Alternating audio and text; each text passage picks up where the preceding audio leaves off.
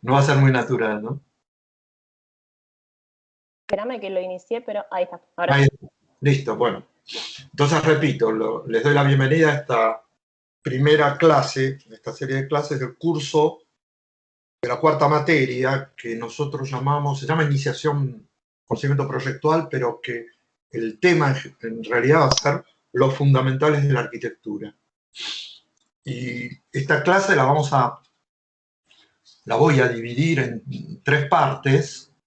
En la primera parte le voy a enunciar por qué arquitectura. Una de las finalidades, explico siempre esto a la gente que entra, una de las finalidades de este curso de cuarta materia no es tanto, por supuesto, darles también una información complementaria, pero no es tanto controlar lo que saben de arquitectura, porque no hay una materia de arquitectura en las escuelas secundarias. Quiere decir que ustedes se supone que nunca vieron arquitectura. Matemática, las otras materias sí venían al curso de ingreso para completarlo.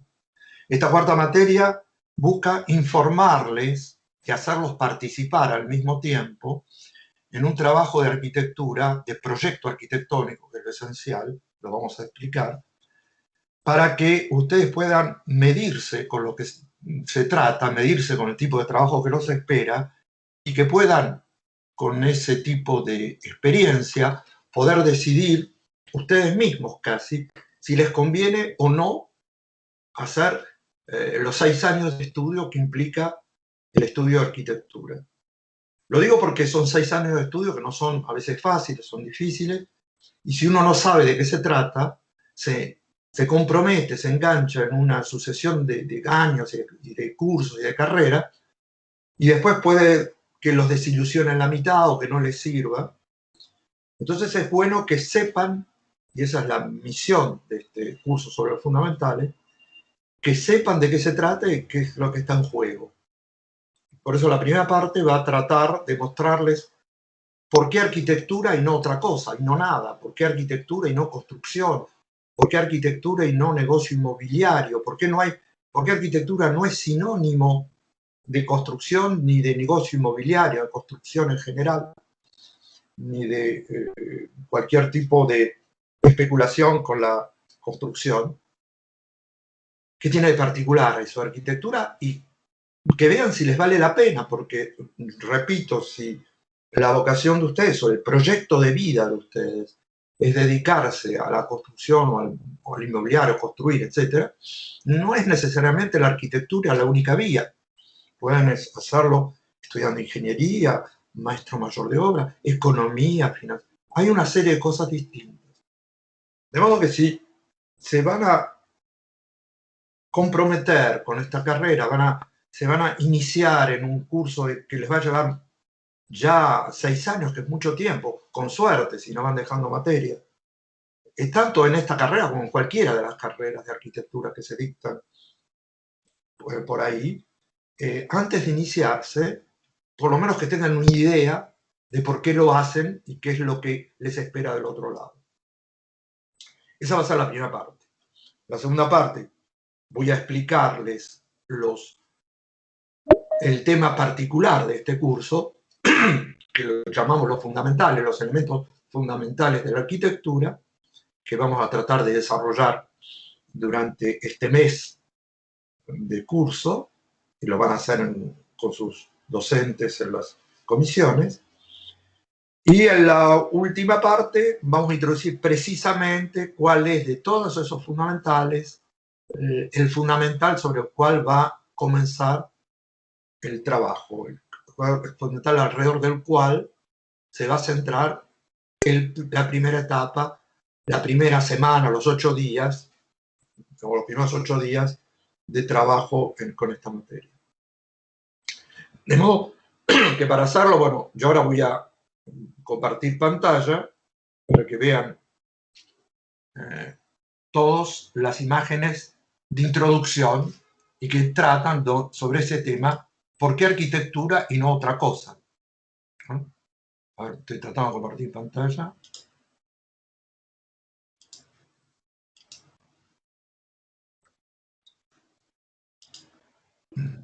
Me dicen si Bien, ahí se ve. ¿Todo el mundo está viendo? Muy bien. Sí. Para Se ve empezar, perfecto.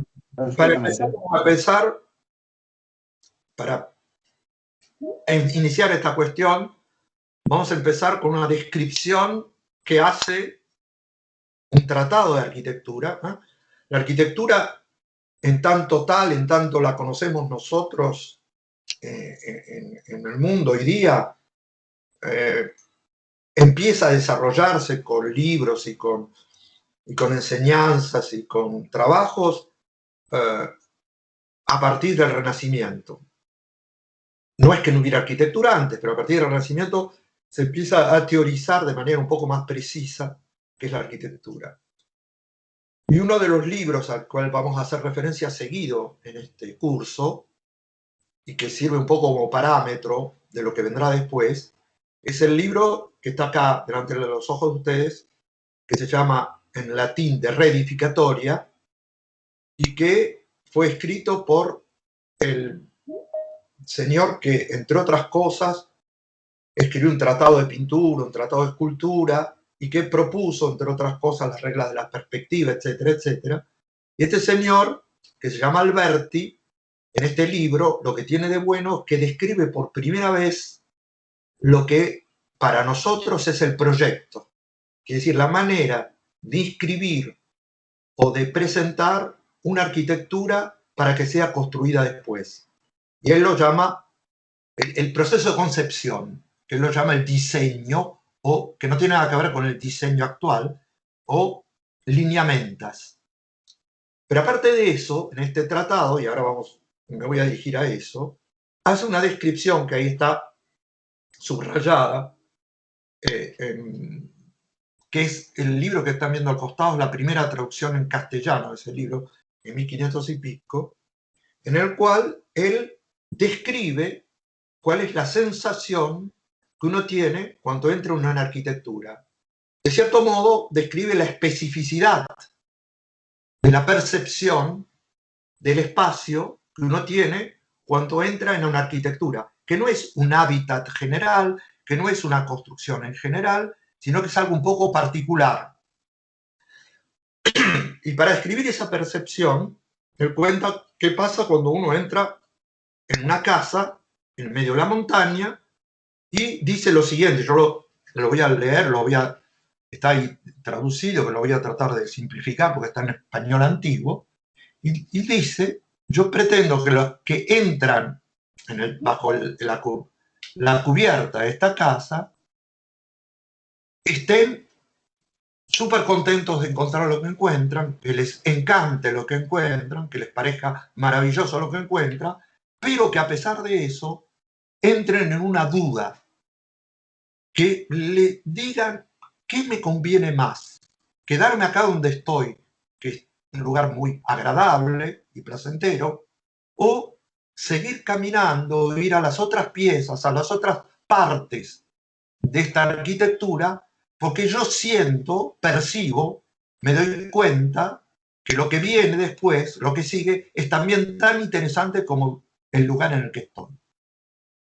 ¿Qué es lo que está diciendo? Que está dando una especie de descripción de cuál es la sensación que provoca una arquitectura. Poco importa el estilo, la época, poco importa el lugar histórico en que uno se place.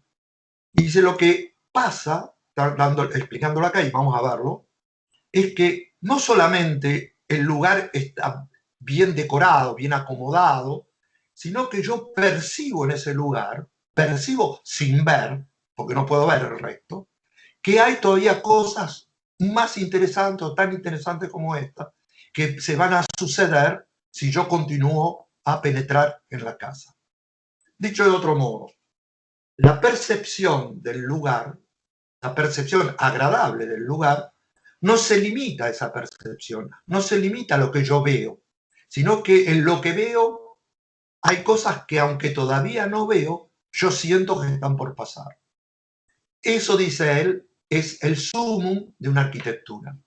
Y eso, como lo vamos a tratar de ver, no tiene nada que ver con la época histórica, sino que es una sensación, una percepción del espacio habitable, particular, que sobrepasa el tiempo histórico. Y para probarlo, para tratar de explicarlo mejor, yo les voy a mostrar una revista publicada en los años 30 en España, en la cual se hace la publicidad o la propaganda del movimiento moderno arquitectónico en aquella época en Europa.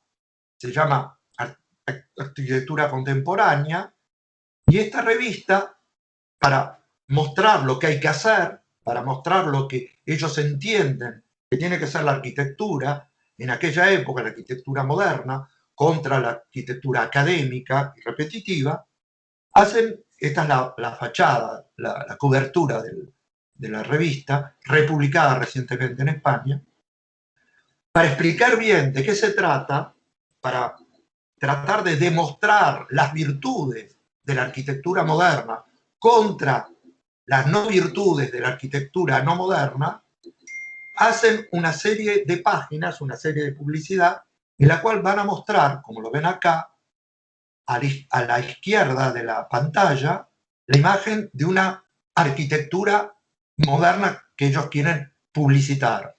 Y a la derecha, lo que ellos dicen que no es arquitectura, y por eso lo tachan con 2 barras rojas.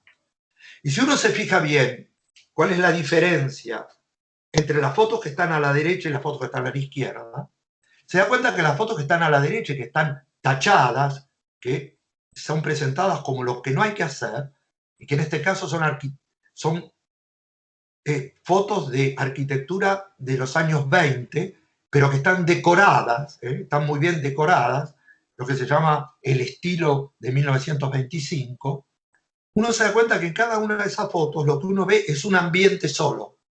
Uno ve un ambiente y no ve nada más que eso. Más o menos bien acomodado, bien decorado, depende de los gustos de estilo. En tanto que la foto de izquierda, que es lo que ellos dicen que hay que hacer, en la foto no se ve solamente un ambiente. Se ve un ambiente desde ya.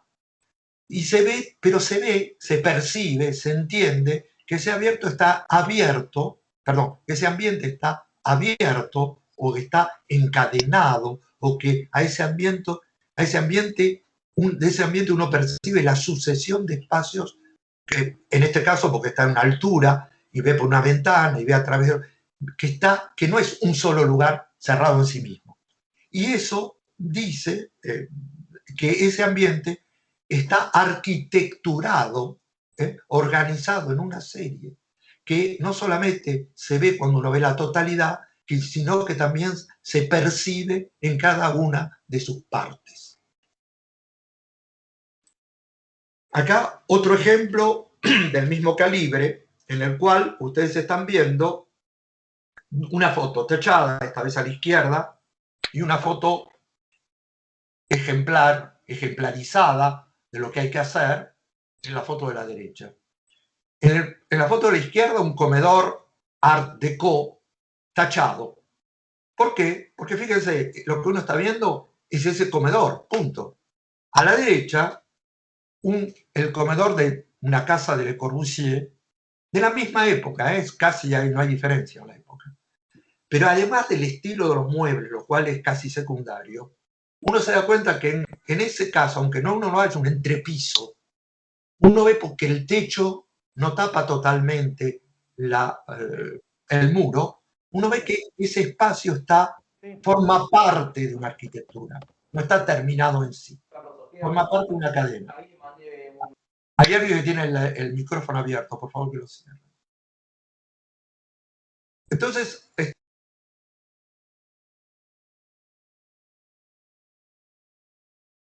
Te silenciaste, Aldo.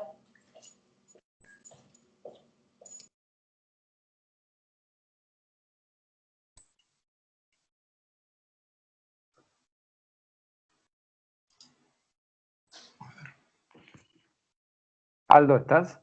Sí, estoy. Lo que pasa es que, como dice que me silencié, tengo que... Ahí se escucha. Sí, pero ya está. Sí, pero no perdimos nada, ¿eh? Pero desapareció mi imagen. Yo tengo que volver a encontrar la imagen. Ah, ok. ¿Ahí la tienen de nuevo la imagen? Sí, sí, sí. Así es. Bueno, repito, la descripción de Alberti de 1450 en el tratado da cuenta de una sensación de la arquitectura como siendo el acomodamiento entre distintas partes que es perceptible en cada una de las partes. Y eso mismo figura en esta publicación de los años 30 por oposición a otros lugares bien decorados, pero que terminan en sí mismos. Entonces, yo acá en lo que sigue, para ir un poco adelantando y llegando al fin de esta primera parte, les muestro una confrontación entre arquitectura arriba y arquitectura, no arquitectura, abajo. Lo hago para mostrarles cómo el problema de la forma es casi secundario. En esta casa, la de abajo, que no es arquitectura, es una caja cerrada. La otra es una caja también por ahí cerrada, pero se van viendo las articulaciones del espacio adentro. En este otro caso, visto del interior, otra vez yo estoy haciendo una oposición para que ustedes perciban qué es la diferencia entre una arquitectura y algo que no es arquitectura, a partir de la definición que da Alberti sobre el hecho, yo estoy en un lugar, pero siento que hay otros lugares interesantes que me esperan.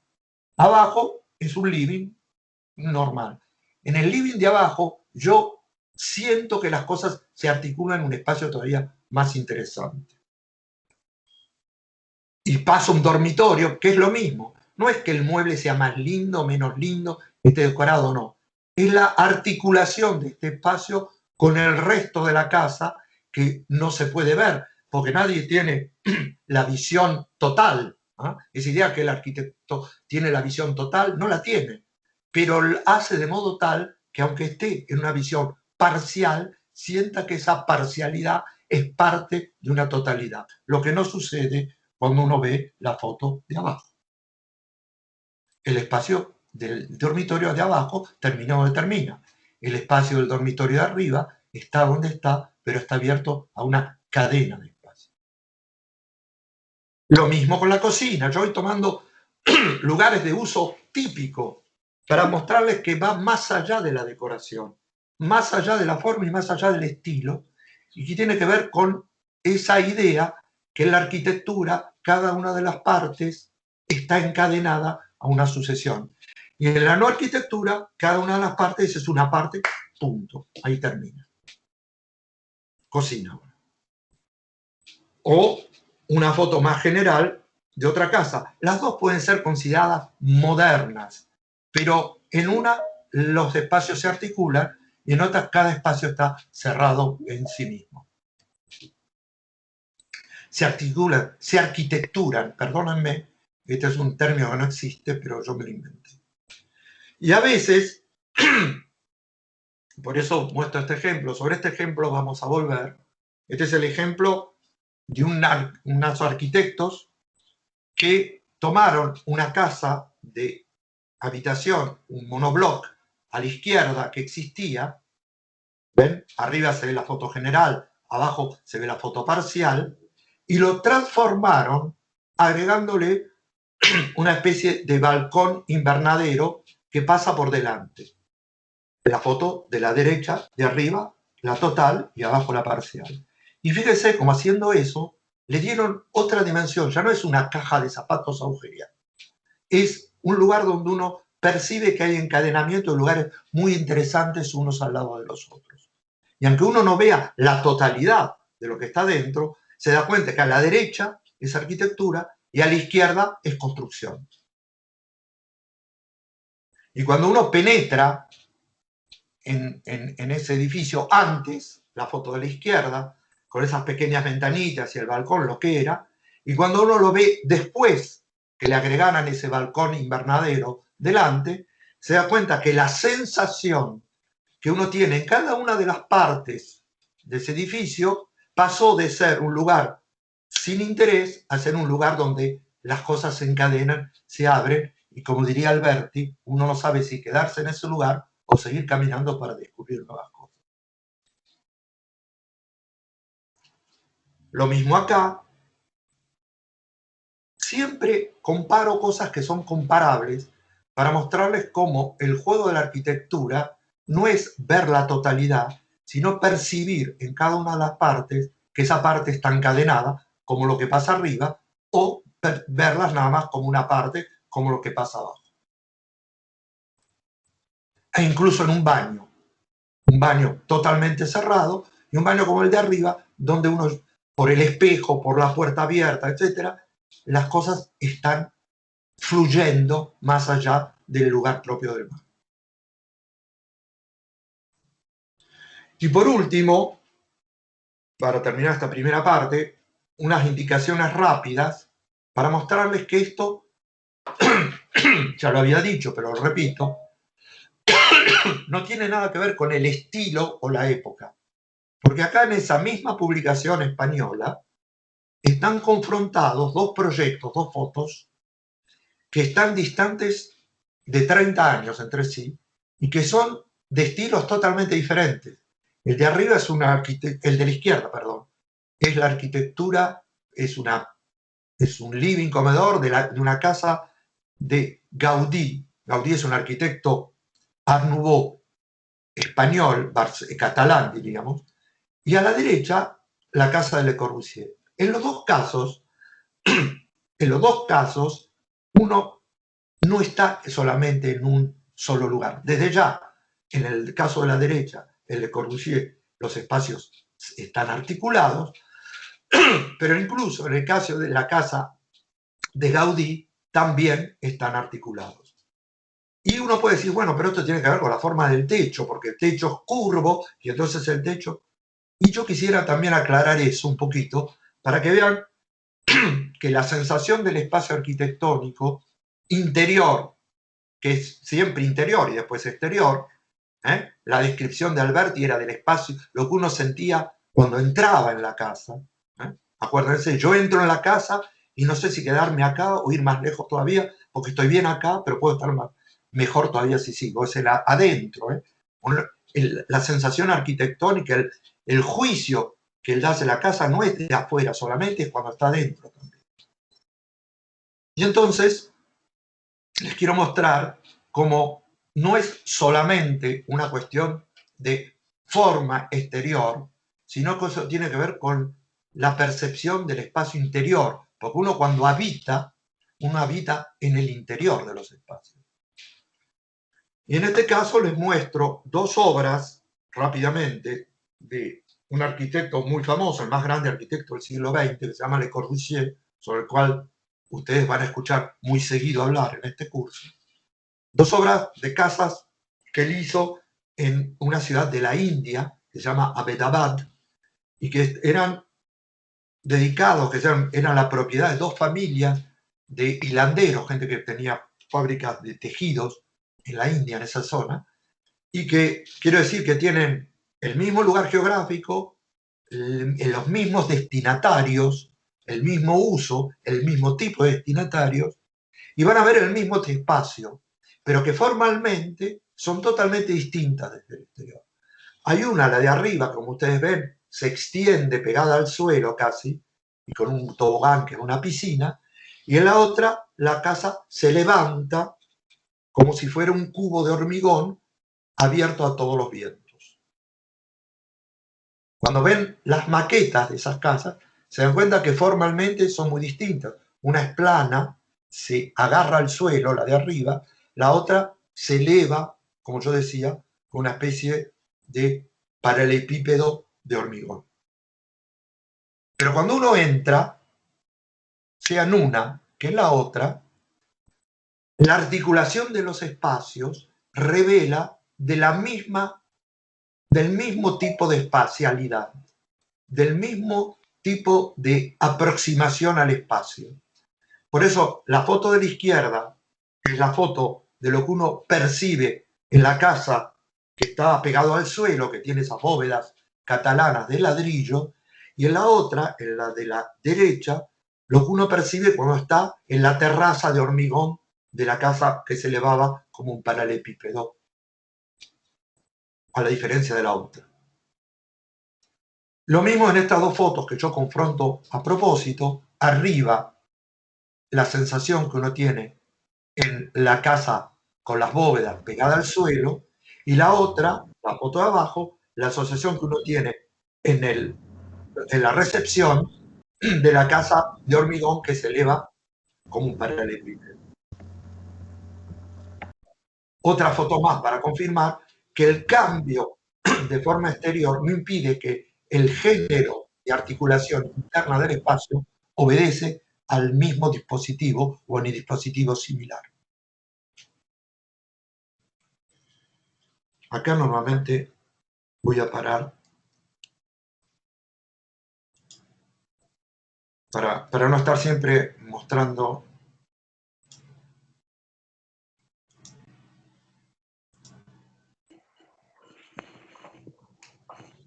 Bueno, normalmente habíamos pensado que esto podía interrogarlos, que podían quizás querer hacernos algunas preguntas, pero en principio decidimos con los docentes que las preguntas por ahí las hacen al final y después las hacen en los grupos. Pero acá hacemos una primera pausa y pasamos a la segunda parte, salvo si hay algún problema, alguien quiere decir algo. Javier, ¿te parece? ¿Seguimos con el resto? Sigamos porque está todo muy bien, ¿eh? Ya están prácticamente todos los estudiantes, así que estamos muy bien de asistencia. Listo. Fueron entrando todos. Y hasta ahora espero que haya sido claro. Sí, clarísimo, clarísimo. Aparte Bueno, sí, las obras hablan por sí mismas. Sí, es muy importante que, aparte del discurso, una cosa en arquitectura, que nosotros hicimos una serie de conferencias en las que intervino un arquitecto que es el autor de algunas obras que yo les mostré. Yo repetía una frase que me gustaría que les quede grabada, que no es mía, que la usó Le Corbusier, que tampoco es de Le Corbusier, que es de Charles Péguy. Y Charles Péguy decía, y es una cosa que ustedes alumnos pónganselo a la cabeza, hay que decir siempre lo que se ve. Y sobre todo, hay que poder ver lo que se ve.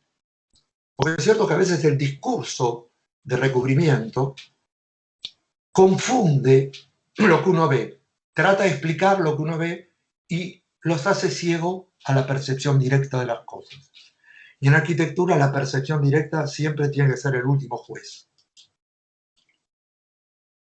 Pasamos entonces a... Sí, y como para complementar, me pareció muy interesante esto que vos dijiste, que esta sensación de arquitectura es esto, es el juicio del espacio de adentro hacia afuera, porque se habita desde el interior, ahí es donde se empieza a entender la arquitectura y donde se producen estas organizaciones de secuencias de espacios, los cuales uno quizás puede estar contenido sobre otro, y ahí es donde aparece todo un juego de sensaciones. Muy bien, ahora pasamos a la...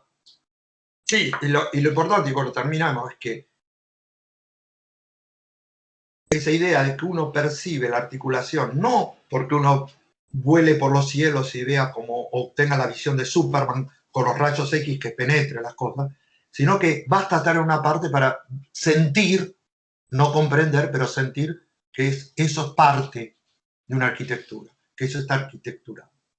Muy bien, ahora vamos a directamente, ¿es eso lo que sería el objetivo de una arquitectura que sobrepasa la mera estructura de una construcción?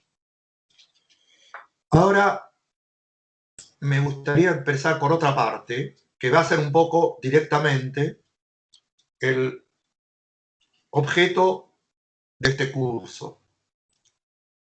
Y en esta parte vamos a darnos cuenta que dos definiciones que yo estoy confrontando acá, una dada siempre por este señor Alberti, siempre en el mismo libro, escrito en 1450 y que sigue traduciéndose, y otra por un filósofo contemporáneo, se definen las partes o lo que fundamenta la arquitectura dividido en partes que coinciden o casi coinciden entre uno y otro. Quiere decir que un texto escrito en 1450 y un texto escrito a fines del siglo pasado, 1990 y pico, cuando tienen que definir los fundamentales, los elementos fundamentales de la arquitectura, dicen más o menos lo mismo. No es que el filósofo que escribió esto en París en 1990 cite o conozca el texto del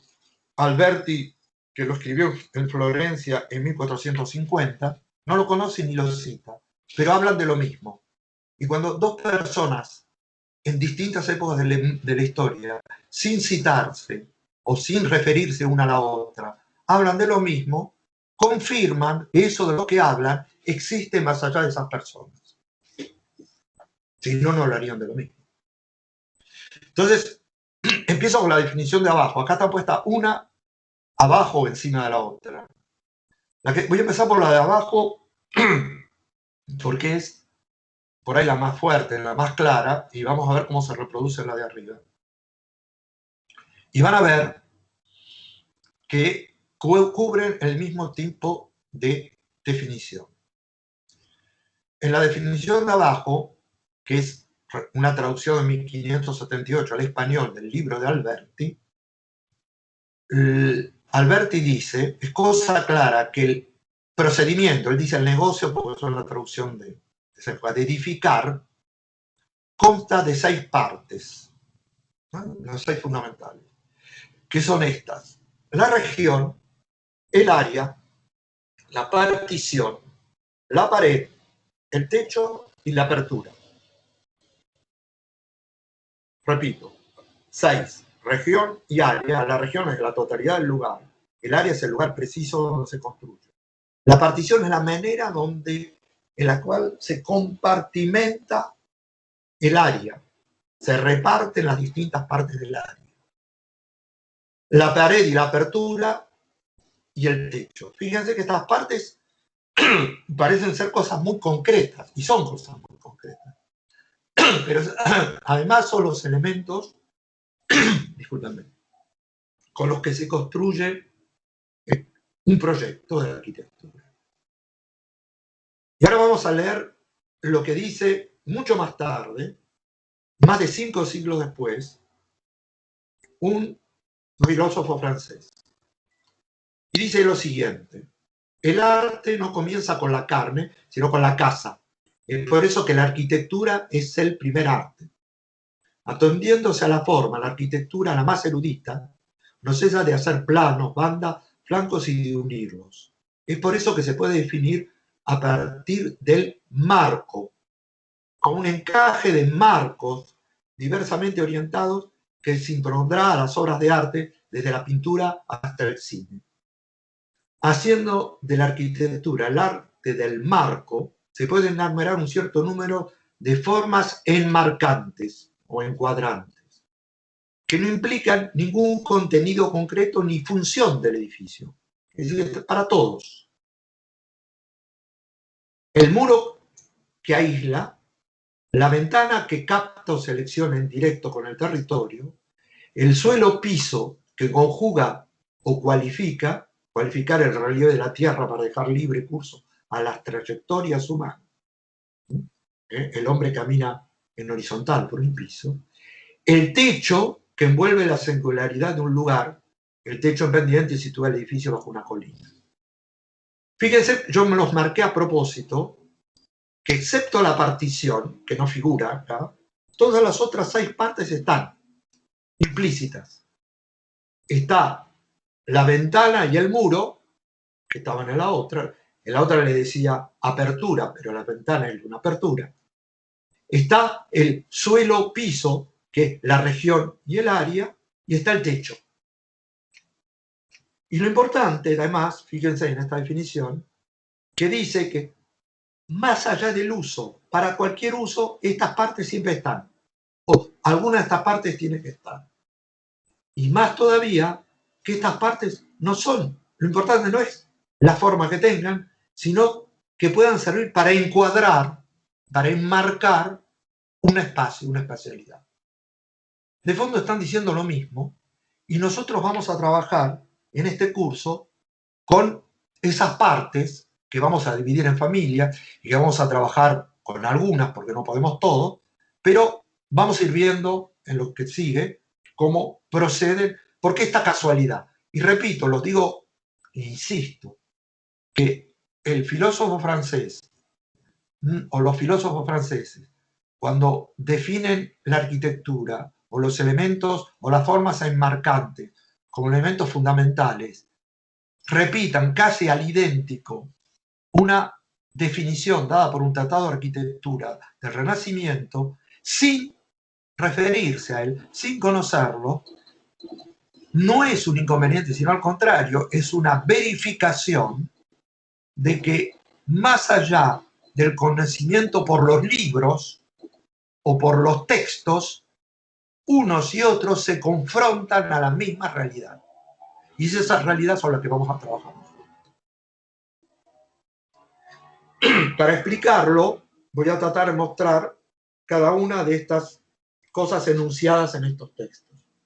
Primero, no hay forma más enmarcante que el marco de una ventana, que permite de marcar la relación entre el adentro y el afuera, y que eso casi es el origen de la pintura. La pintura aparece como una ventana en la cual uno ve un mundo ficticio, pero es una ventana que se abre al mundo, a otro mundo.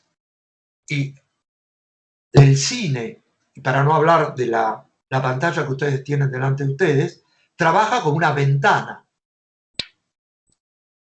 Por eso muestro este cuadro en el cual se ve el cuadro mismo, que es una ventana, y al fondo, en el trono en el que está el Cristo con la Virgen, se ve otra ventana enmarcando un paisaje, y esa enmarcación del paisaje ya es un elemento fundamental de la arquitectura, la ventana.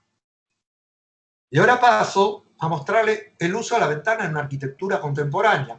De nuevo Le Corbusier. Hay que saber que Le Corbusier, en los años 60, que estaba en el máximo de su gloria, se construye para sí mismo, no una vila llena de lujos en la Costa Azul, sino una cabaña, una cabañita. Y esa cabañita de madera que se hace enfrente al mar, lo que la caracteriza, como están viendo acá, esta es una foto del interior, es la manera en que le encuadra el paisaje exterior por esa ventana. Cuando uno ve fotos antiguas del interior de la cabaña de Le Corbusier, en la que vivió hasta el fin de su vida, se da cuenta que hasta la manera en que trabaja ese espejo a la izquierda, reflejando lo que ve la ventana, que ve el paisaje, o arriba como se ve en otra foto, la ventana y la manera de colocar las ventanas en la envolvente de la cabaña es fundamental. Está la ventana y esta es la foto del señor Le Corbusier de vacaciones mirando por la ventana. Hay que saber que estos elementos de arquitectura son como los elementos de un obrador, las ventanas, los muros, etc. Y que acá ven una reproducción de un obrador. Hacer arquitectura implica construir algo. Yo dije que era más que la construcción, pero la arquitectura es también construcción. Es construcción más otra cosa, que son estos conceptos que estamos agregando. Y esas partes que forman parte de la construcción de la arquitectura, también forman parte de la elaboración de lo que se llama un proyecto.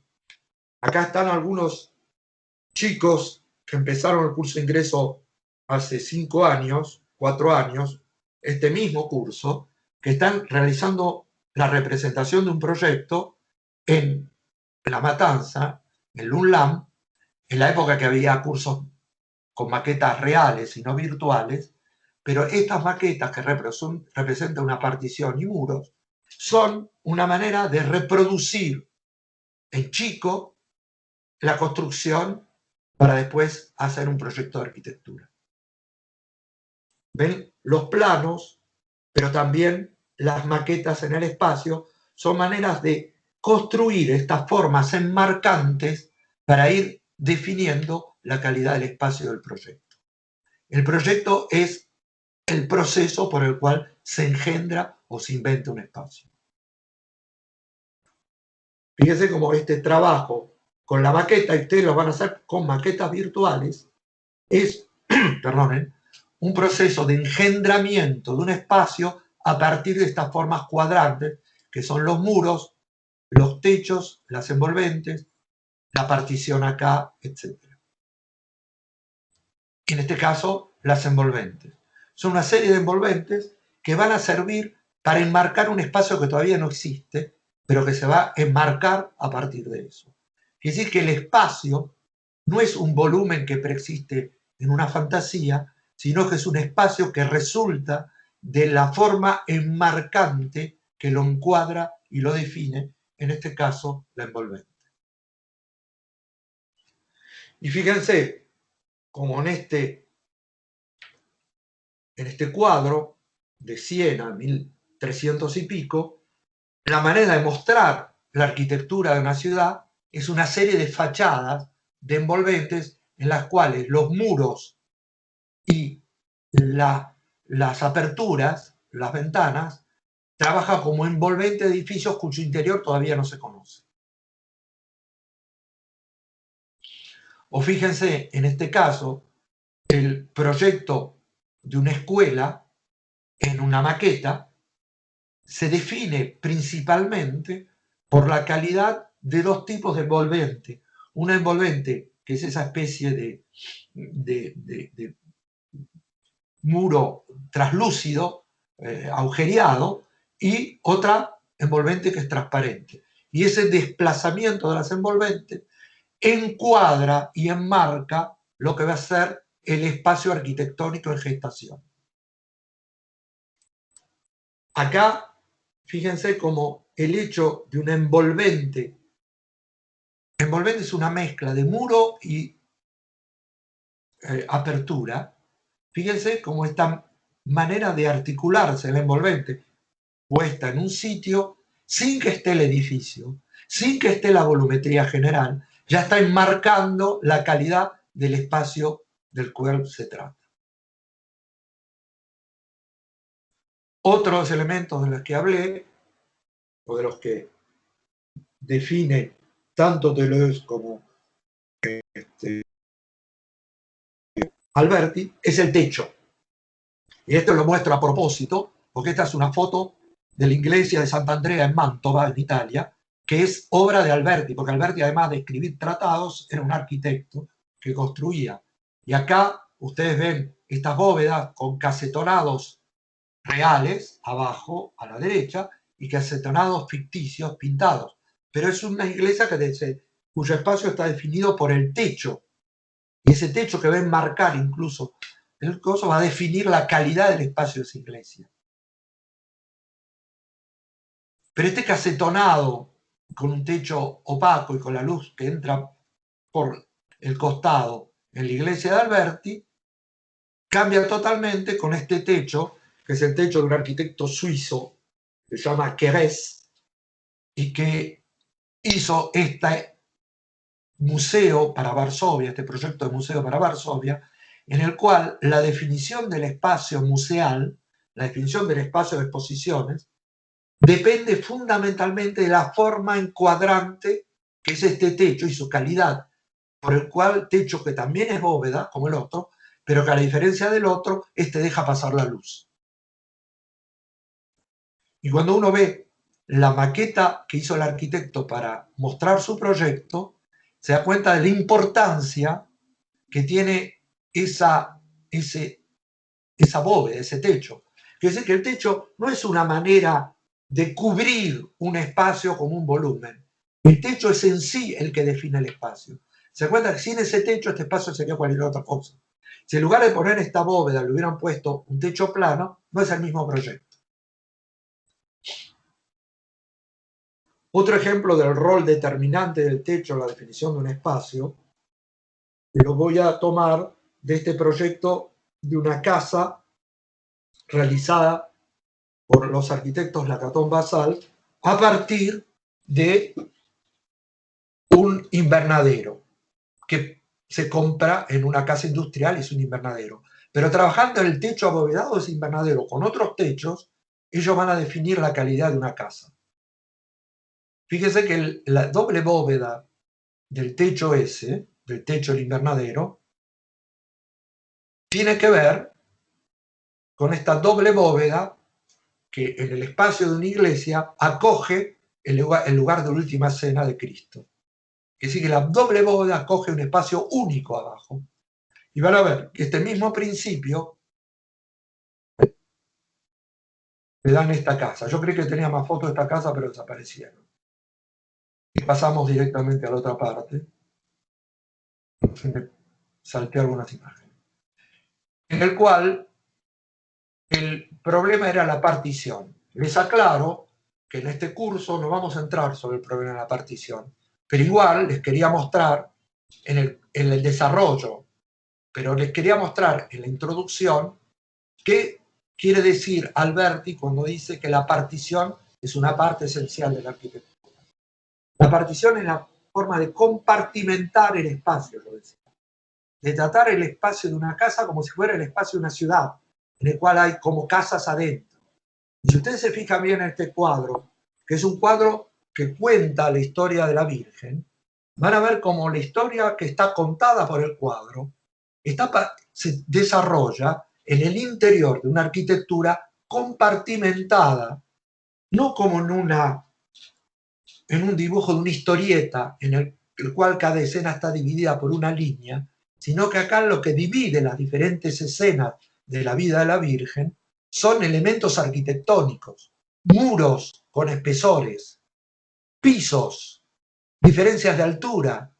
Son esos elementos de la partición física de una arquitectura los que sirven para compartimentar el espacio de la historia que es contada por este cuadro. Acá están viendo la partición interior de un proyecto que define la calidad del espacio, con espacios más comprimidos y espacios más extendidos. Acá tienen una partición ensayada con elementos más curvos. Y por último, tampoco la vamos a abordar esta última parte, es la importancia que tiene el área y la región y el área en el orden, en la definición de la arquitectura. Quiere decir el entorno o quiere decir la tierra. El entorno no es un entorno, es parte de la arquitectura. La tierra en la que se construye una arquitectura, sobre la que se construye una arquitectura, no es un plano, un cartón fijo, sino que tiene un espesor, tiene una profundidad, y eso se tiene que tomar en cuenta siempre de entrada. Por eso muestro esta imagen en la cual se ve un santo que parece llevar una maqueta. ¿Me están hablando, Javier? No. Bueno, en el cual la persona que está llevando la maqueta de una ciudad la está apoyando no sobre un cartón liso, sino sobre una tierra espesa. Y algunos proyectos trabajan fundamentalmente esta manera de penetrar, modular, grabar la tierra. El proyecto que les estoy mostrando es el proyecto, sobre este tema vamos a volver, pero les muestro ya, es el proyecto de una gran arquitecto también del siglo XX, se llama Louis Kahn, y representa un playground, un área de juego que se basa en anfiteatros, montaña, canalizaciones, y que esto no puede pasar si no hubiera una tierra y un espesor sobre el cual se trabaja. Como este proyecto de otros arquitectos contemporáneos, en el cual los edificios no se apoyan sobre un plano liso, se apoyan sobre un espesor. Fíjese el espesor que le da en esta maqueta a la tierra, porque de pronto va a ser un camino, un surco, y el surco va a estar cavado en la tierra y el espesor de la tierra va a hacer fuerza para determinar el espacio del surco que aparece ahí a la izquierda. Bueno, con esto vamos a... Espérense un poquito.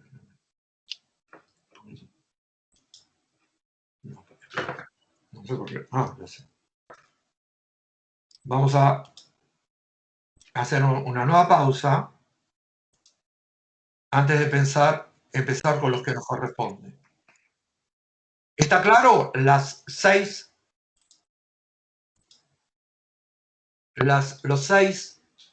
partes de Alberti, que nosotros podemos agrupar en familias, y vamos a decir que la región y el área es un poco la tierra o el entorno. Vamos a decir que la partición es la partición. Vamos a decir que el muro y la apertura es un poco la envolvente, y vamos a decir que el techo es el techo. Les cuento que lo que vamos a trabajar ahora en este curso, vamos a trabajar solamente con 2 fundamentales, que van a ser la envolvente y el techo.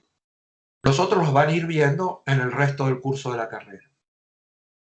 Pero quería mostrarles, aunque sea en imágenes, como cada uno de estos fundamentales, empiezo por el último, que es la región y el área o la tierra, la partición, la envolvente, quiere decir el muro y las aperturas, y el techo, por sí mismos definen la calidad de un espacio arquitectónico. Por eso Deleuze lo llama formas enmarcantes. ¿Está claro? Bueno. Se entendió perfecto, profe. Bueno, Gracias. paso a la última parte, que es la apertura, sobre lo que van a hacer ahora. Vamos a tratar de ir en los 15 minutos que más o menos... Estamos yendo bien con los tiempos, ¿no, Javi? Bárbaro, son las 9. Sí, 9 y 10, pero no importa. Vamos con la última parte, en la cual les voy a tratar de introducir a lo que tiene que ver con el trabajo sobre el primer fundamental que es lo que nosotros llamamos la familia del envolvente, en la cual metemos a la vez el muro y las aperturas. Si comparto no la pantalla.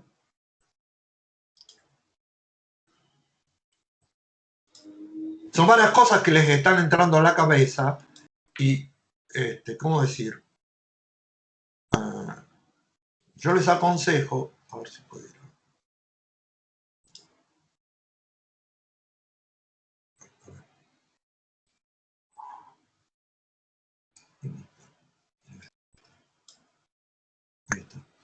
Les aconsejo que vamos a tratar de poner esta conferencia en el canal YouTube que tiene el UNLAM para que puedan reverla, interrogarse si hace falta más adelante. Empezamos entonces con esta parte que concierne la manera en que lo que envuelve el espacio de la arquitectura, que son a la vez muros y aperturas, como se ve en este caso, definen la calidad del espacio arquitectónico. Para eso vamos a hacer una pequeña observación. Hoy es un día que estamos haciendo pasar varios conceptos, pero yo confío en la inteligencia de ustedes y creo que ustedes son capaces de hacer varias cosas a la vez, no como algunos que no pueden mascar chicles y caminar porque tropiezan. Yo creo que ustedes son capaces de entender varias cosas a la vez. Entonces vamos a ver por qué interesa esta cuestión de la envolvente. Y que no es solamente una cuestión de fachadas o cosas por el estilo. O fachadismo. Y para que se entienda bien, lean conmigo esta frase que define la forma arquitectónica a partir de la diferencia entre masa interna y masa externa. O masa externa y masa interna. Escrita en 1934 por Henri Faucillon. Entonces, esto está en un libro traducido. Las referencias de este libro y los otros que estamos mencionando acá van a estar, van a su mano, de modo que el que quiera profundizar no es obligatorio, pero profundizar. Vamos a ver lo que dice este señor hablando de arquitectura. Dice, no debe olvidarse que la arquitectura presenta simultáneamente un doble aspecto, masa externa y masa interna. y que la relación entre la una y la otra es de interés especial para el estudio de la forma en el espacio. Ellas pueden ser función una de la otra, y hay casos en que la composición exterior permite percibir inmediatamente el arreglo de su contenido. Pero esta regla está lejos de ser constante, así es bien conocido el esmero que consagra la arquitectura cisterciana, entre paréntesis una arquitectura medieval, a ocultar detrás de la unidad de sus masas murales la complejidad de su organización interior. Les recuerdo que ustedes pueden ver una arquitectura de afuera, pero también penetran. Es el único arte en el cual uno puede entrar sin romper, ¿no? Si uno tiene que entrar en una escultura, tiene que romperla. En la arquitectura es constantemente este paso del exterior al exterior, del exterior al interior. Pero si se quiere reflexionar de la manera adecuada, continúo a leer, pero si se quiere reflexionar de manera adecuada, la maravilla la más remarcable es que la arquitectura permite de concebir y crear un revés del espacio, un subrayo. El hombre actúa y se desplaza exterior de todo cuerpo, invariablemente afuera.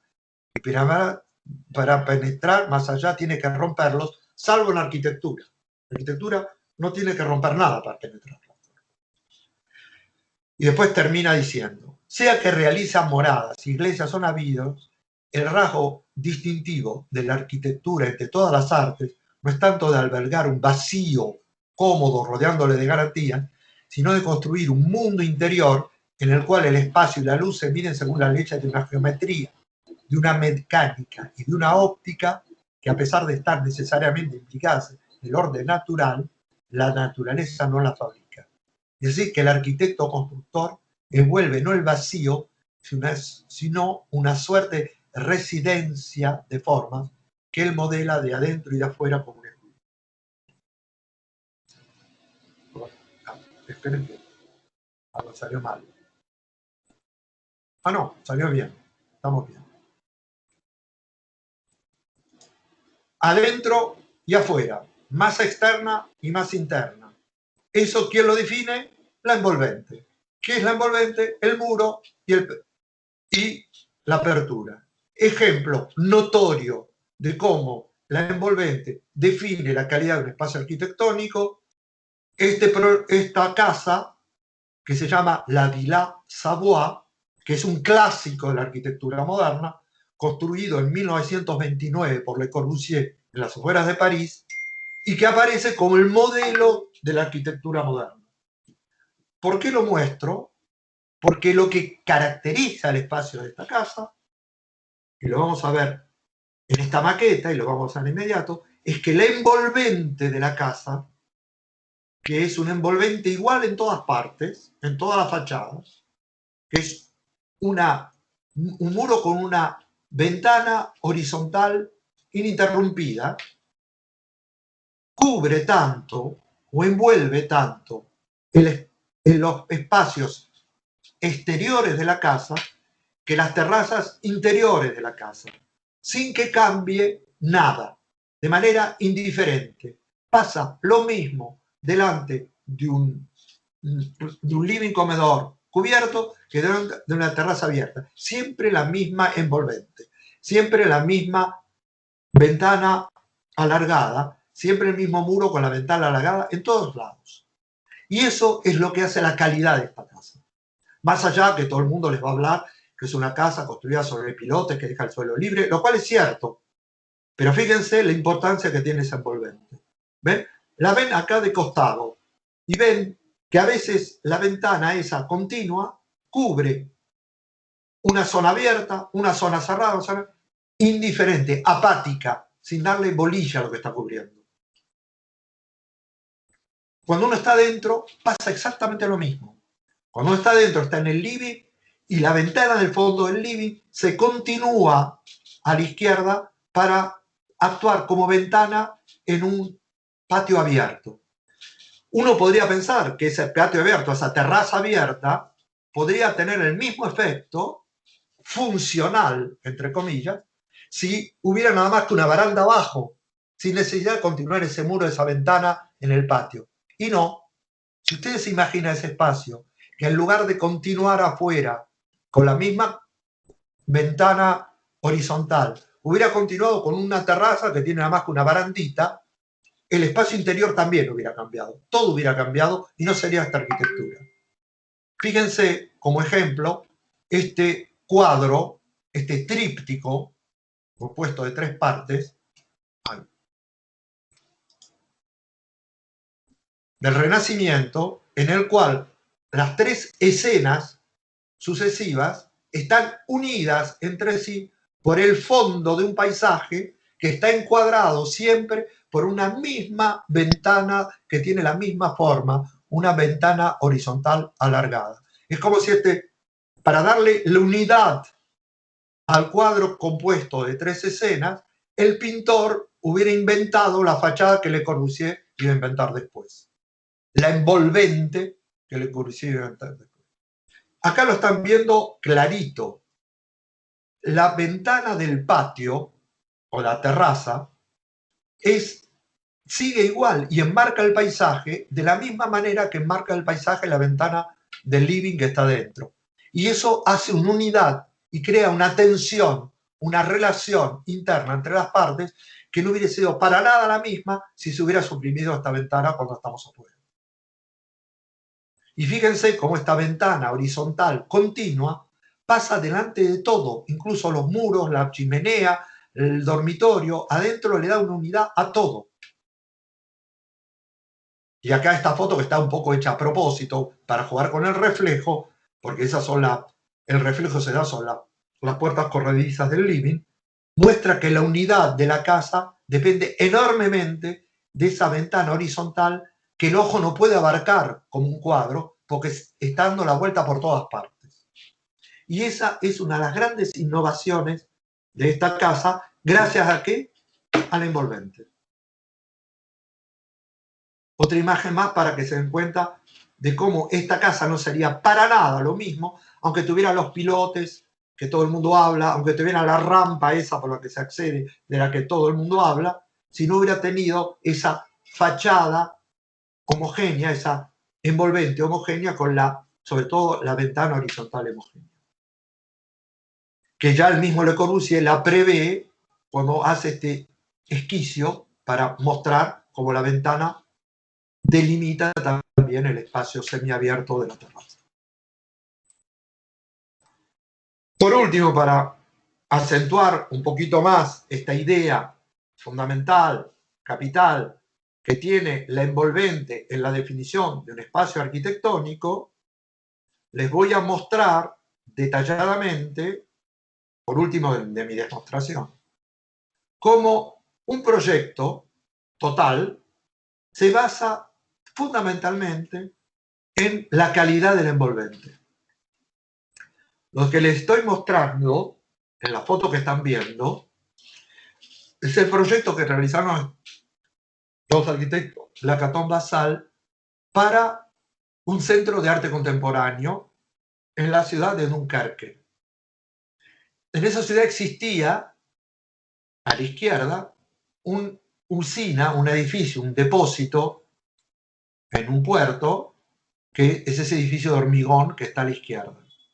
El proyecto que ellos hicieron para habilitar ese depósito y para prolongarlo, como transformándolo en un museo o en un centro de exposición de arte contemporáneo, consistió en repetir exactamente la misma volumetría, pero con una envolvente opuesta. A la izquierda queda la envolvente de hormigón originaria, con algunas ventanas, y a la derecha la envolvente es una envolvente transparente en totalidad. Aunque sea la misma volumetría, el espacio definido es totalmente distinto.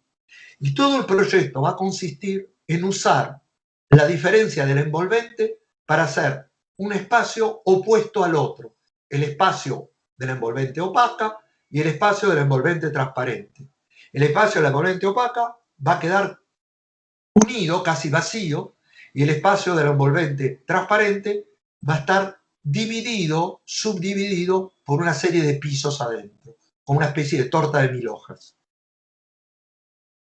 Acá lo ven construido durante el día, o en construcción más bien, la misma volumetría a la izquierda que a la izquierda opaca, el original, y a la derecha transparente, con una especie de edificio adentro.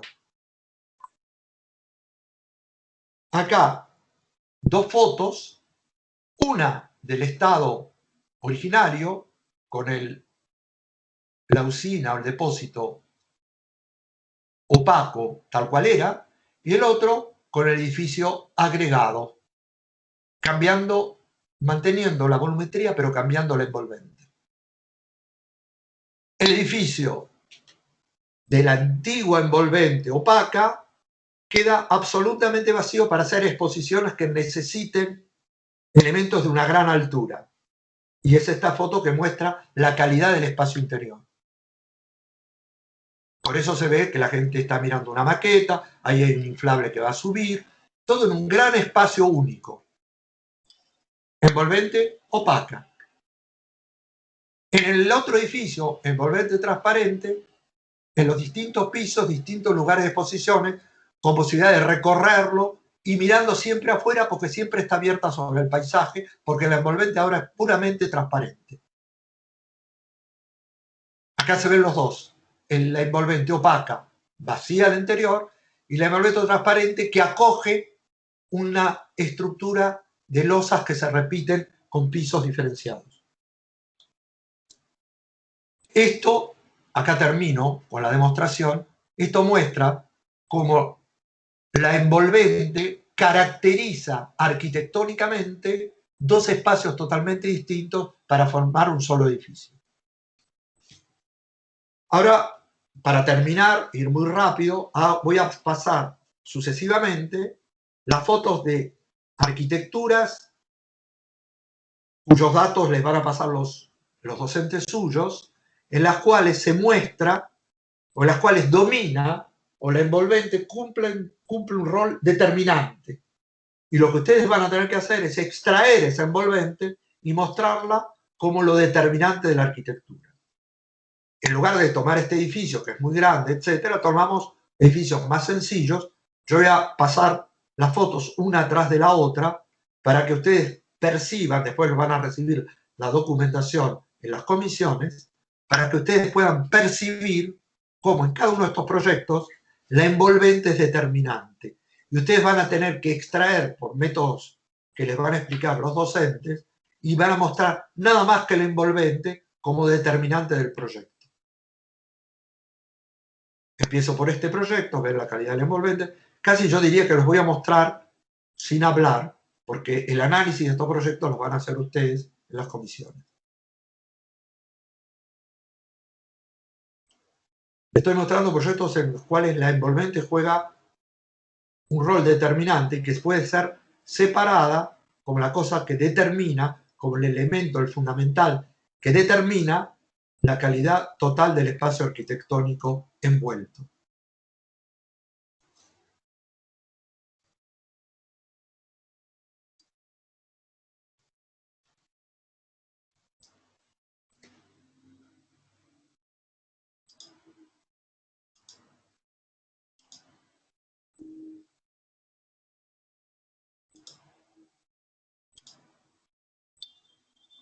Bueno, no sé si se me ve de nuevo.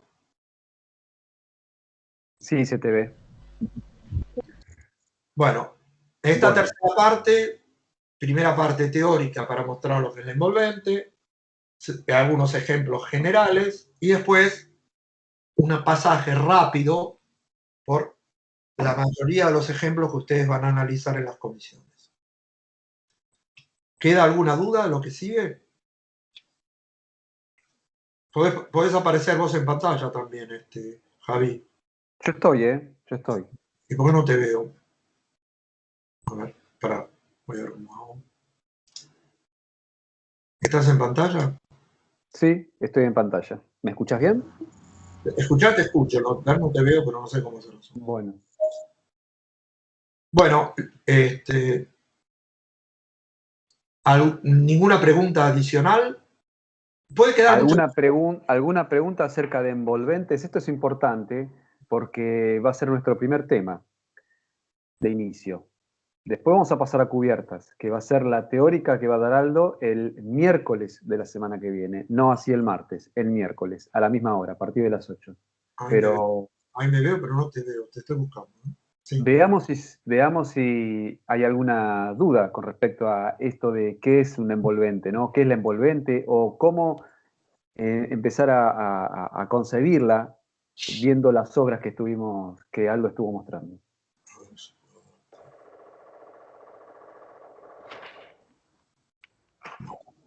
Por ahí están todos muy tímidos. Bueno. No, tampoco los vamos a obligar. Yo reconozco que en la clase de hoy hubo una serie de conceptos que por ahí no son fáciles a integrar, pero creo que fueron enunciados con claridad. Yo los resumiría así. 1. ¿Qué es lo que es la arquitectura? Es que vale la pena hacer arquitectura, y que arquitectura más que una construcción.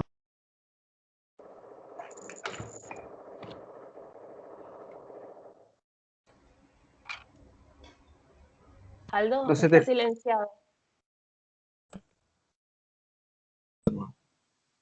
No sé desde dónde estaba silenciado, pero vuelvo. ¿Qué es la arquitectura? A partir de ahí ya no se te escuchó.